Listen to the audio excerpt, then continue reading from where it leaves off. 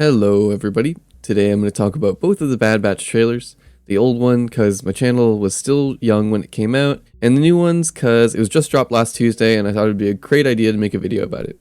I also want to take this time to discuss what I'm excited for in the series and what I want to see, kind of based on what we've seen in the trailers. In the background, I'm just going to have some Star Wars Battlefront 2 gameplay running. I'm not going to divide this video up into talking about each trailer individually. I'm just kind of going to talk about the things that I noticed in them and my thoughts in the way that seems to make the most sense to me.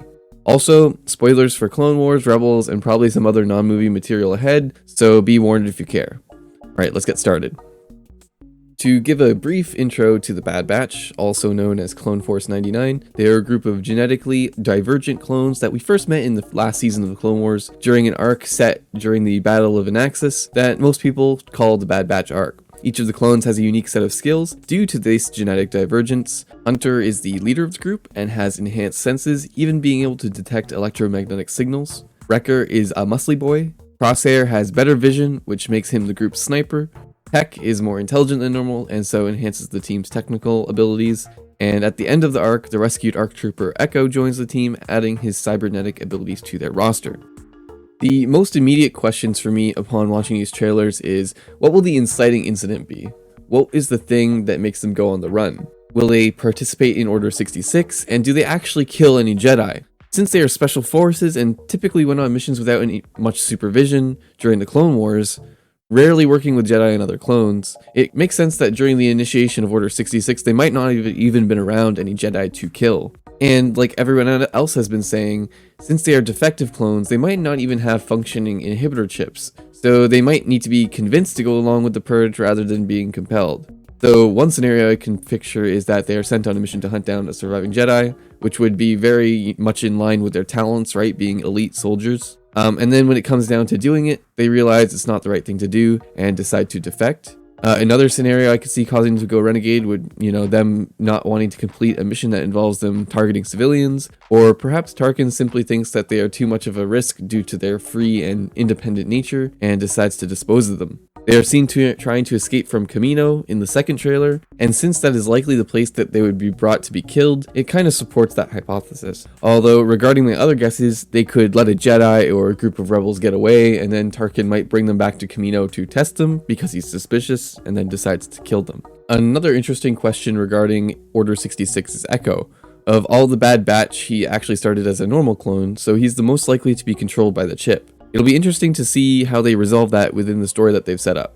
Regarding the child that we see in the second trailer, according to the subtitles, they are called Omega, and this could be another defective clone, and given we meet them on Kamino, I think this is pretty likely. However, are we really sure that this is a clone of Jango Fett? Unlike the Bad Batch, they seem to vary significantly from the standard clone template in appearance, and we also don't know if it's a boy or girl. Based on what we saw in the trailer, it's kind of hard to tell. Since all Jango Fett clones are male, perhaps this is a clone of somebody else. I mean, you could say that perhaps like the genetic divergence from Jango Fett is that they are a girl, but why would their hair color and other stuff change as well, right? I don't know. It doesn't really seem too clear to me whether that's the case.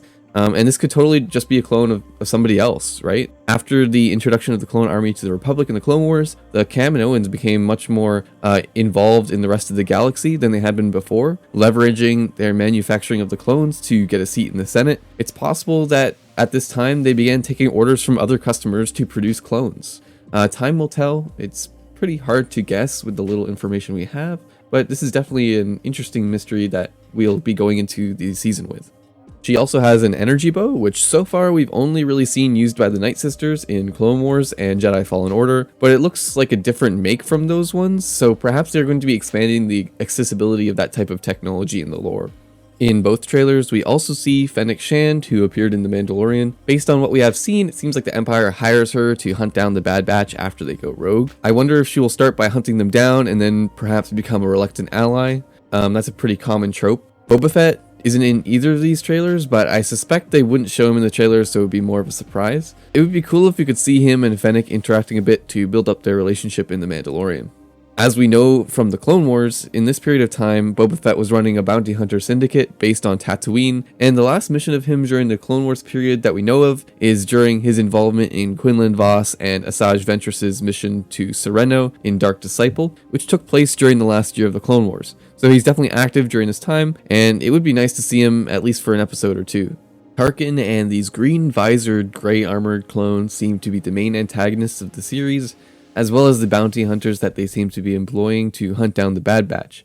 I'm glad we are getting more Tarkin, as we haven't really got much visual media using him in the new canon. His roles in the movies have always tended to be as a minor character, and he was only around for a few episodes in the Clone Wars, and most of his expansion has been in books and other media like that.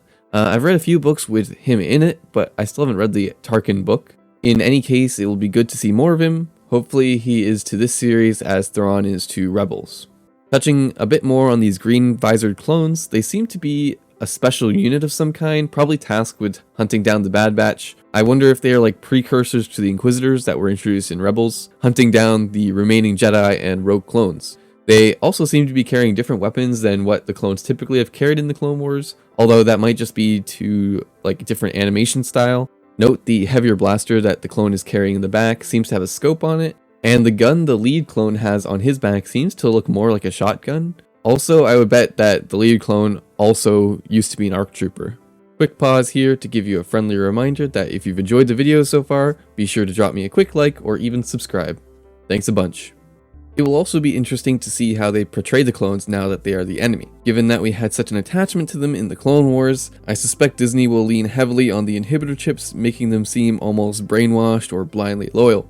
But alternatively, it will be also interesting to see if the chips aren't controlling their minds as much. Will some of them be struggling internally about what they've done to the Jedi against the chips? How much will their individuality remain? Like, how much hasn't been robbed by the Empire? We see in the trailers that despite the special unit of clones with the green visors and the distinctive red markings of the Coruscant guards that are escorting Tarkin around, most of the clones lack the painted colors, markings, and symbols on their armor that are so typical of the Clone Wars era, showing they are becoming stormtroopers and really less individual. It'll also be interesting to see what the effect of the end of the war has on the clones. Will we begin to see the beginnings of phasing out clone troopers in favor of stormtroopers?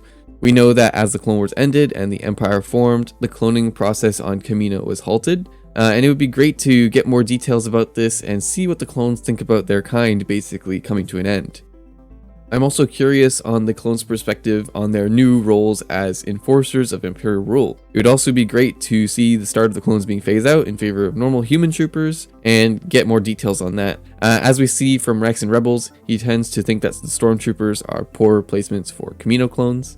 Speaking of Rex, we actually got to see him for a few moments in the second trailer, confirming he is in the show and making every fan splooge in their pants. I wonder what his involvement will be. It seems that they are on the junk planet of Bracca from Fallen Order in this shot, and Rex is leading the Bad Batch towards a specific derelict Venator-class Star Destroyer. Perhaps part of this arc or part of the story that they are searching for someone or some other type of MacGuffin. Hopefully we'll also be able to see how Gregor and Commander Wolf get their inhibitor chips removed in order to be with Rex in Rebels. I also hope that in this show we get to see some of the events of the early Empire period, which hasn't really been brought to TV and movie Star Wars media before. This is a great chance to recapture some of that Legends content and make it canon again. One of which would be the Reconquest of the Rim, which was a 2-year-long operation to secure the Outer Rim territories against separatist holdouts, pirates, and slavers, and bring these worlds under control through military occupation. We see in the trailer that the Bad Batch are fighting battle droids. It's unclear if this is still on Anaxis, where we first met the Bad Batch during the Clone Wars TV show, or if this is them participating in an operation to clean up the separatist holdouts that didn't receive or resisted the droid shutdown order. Being able to see what is going on in the galaxy and what it is like for civilians and other citizens during this time of extreme change would be really nice. We know that the Clone Wars were an extremely devastating conflict which ended the lives of billions of organics and destroyed many worlds. So many people on both the Republic and Separatist side welcomed the end of the conflict and the Empire initially. It would be great if we were able to see what people who are on either side thought about the end of the war, and also of the Jedi Purge.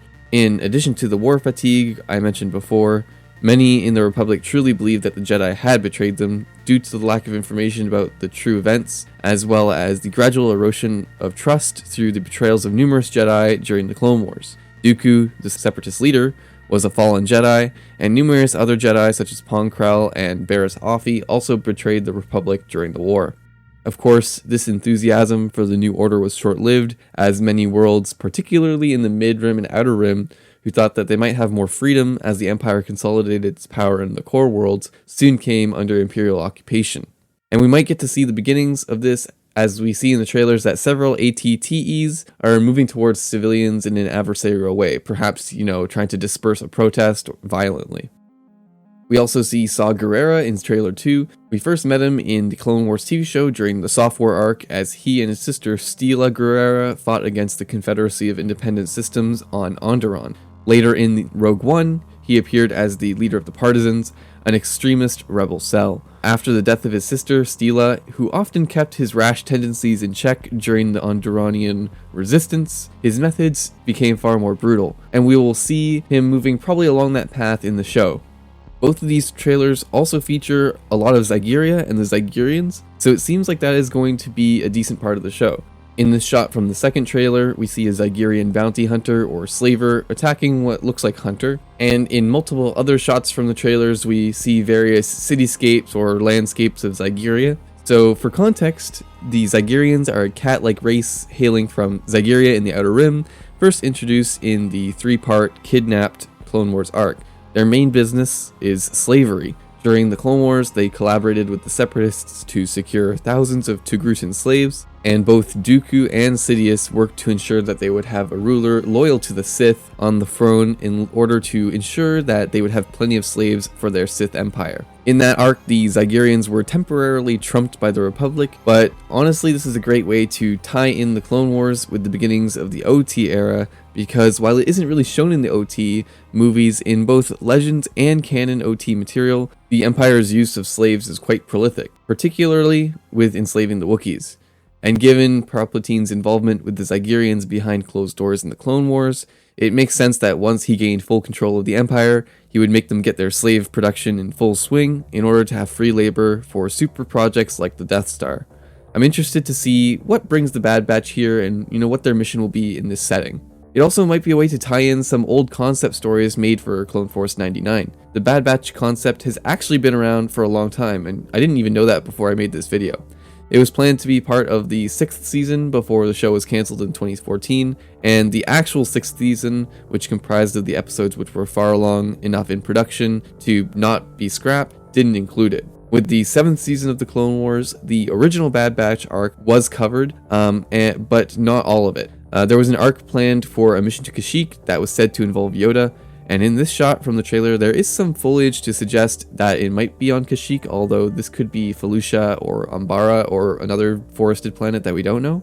Of course, Yoda is still alive in the Imperial period, but the plot would need to be adapted to fit a new setting, as the original plot was going to take place during the Clone Wars. Perhaps the form this adaptation could take would be a trip to Kashyyyk to free some Wookiees from slavers, maybe even Chewbacca, with the help of Yoda. The last thing I wanted to touch on is something that a lot of people have noticed. Crosshair isn't present in a lot of the shots in the trailers, and people are saying that this is a red flag for him betraying the Bad Batch early on in the season. I'm not saying this is unlikely, but it just feels like it's too obvious to me. It's like a bait and switch. Crosshair was a member of the Bad Batch that was probably the most adversarial towards Rex during the Clone Wars TV show arc, and he's also the character that is visually designed to be the most deceptive looking, so it seems like he's way too obvious of a candidate for a traitor. And him also being absent from these scenes is pretty obvious. Like, I think the people making these trailers know that us Star Wars fans will overanalyze everything and would kind of ruin that secret if that was actually the case. So I think maybe they want us to think he'll betray them, but in actuality maybe he sacrifices himself so that they can escape or something. I'm just spitballing here. It could actually just be the totally obvious solution, and I'm just playing 4D chess over analyzing everything. Well, that wraps up most of my major thoughts on the show so far, and the trailers. I'm pretty excited for this show, as it's basically a sequel to the Clone Wars. It's being done by the same studio, so it has that same Clone Wars art style that I was missing for so long in Rebels, and the first episode is also going to be a whopping 70 minutes long, which is just perfection. It's basically a movie. And of course, it's being directed by the godlike Dave Filoni, so it's in very good hands. I try not to board the hype train too hard, but it's leaving the station right now, so I better get on quick. Hope you guys enjoyed the video, and I'll see you sometime next week probably with my next Humble Bundle review.